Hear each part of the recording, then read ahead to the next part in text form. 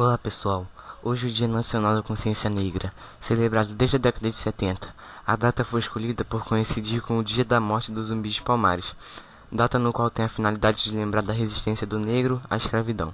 Nesse vídeo irei falar sobre os dois fatos ocorridos, a abolição da escravidão e a revolta dos males na Bahia. No ano de 1888, a escravidão foi abolida através da Lei Áurea, que foi assinada pela princesa Isabel no dia 13 de maio daquele ano. Essa medida beneficiou uma grande quantidade de escravos que ainda existia no país. Por outro lado, essa mesma medida incomodou os vários proprietários de terra que ainda dependiam da exploração do trabalho escravo para produzirem gêneros agrícolas em suas propriedades. Contudo, não podemos achar que a escravidão acabou no Brasil do dia para a noite. A Revolta dos Males foi um movimento que ocorreu na cidade de Salvador, Bahia, entre os dias 25 e 27 de janeiro de 1835. Os principais personagens desta revolta foram os negros islâmicos que exerciam atividades livres, conhecidos como negros de ganho, alfaiates, pequenos comerciantes, artesão e carpinteiro, etc. Apesar de livres, sofriam muita discriminação por serem negros e seguidores do islamismo. Em função destas condições, encontravam muita dificuldade para ascender socialmente. Os revoltosos, cerca de 1500, estavam muito insatisfeitos com a escravidão africana, a imposição do catolicismo e com o preconceito contra os negros. Portanto, tinham como objetivo principal a libertação dos escravos. Queriam também acabar com o catolicismo, a religião imposta aos africanos desde o momento em que chegava ao Brasil, o confisco dos bens dos brancos e mulatos e a implantação de uma república islâmica.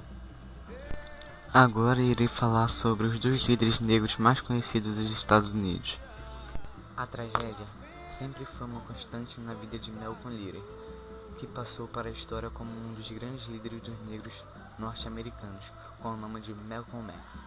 Quando tinha apenas 6 anos e brincava pelas ruas de Omaha, o seu pai, Errol Little, foi assassinado após sofrer um brutal espancamento. Teve o seu corpo atirado em uma linha de trem.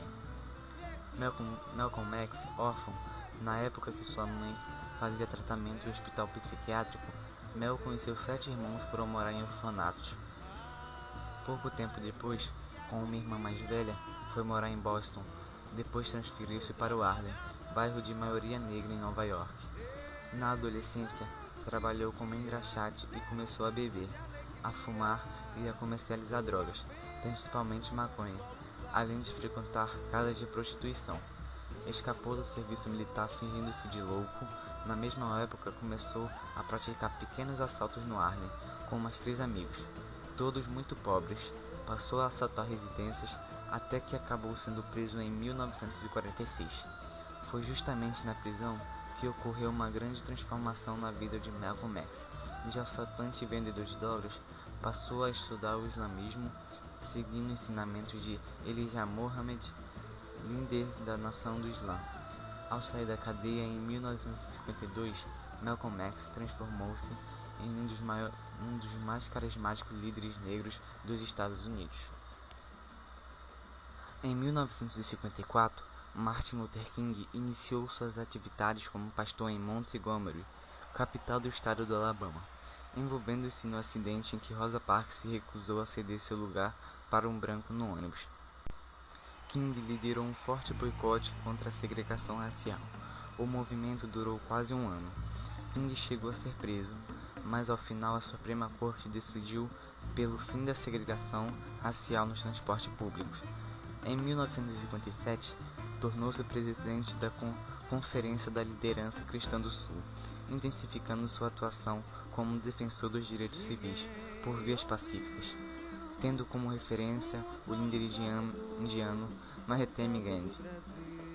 Em 1959, King voltou para Atlanta para se tornar vice-pastor na igreja de seu pai.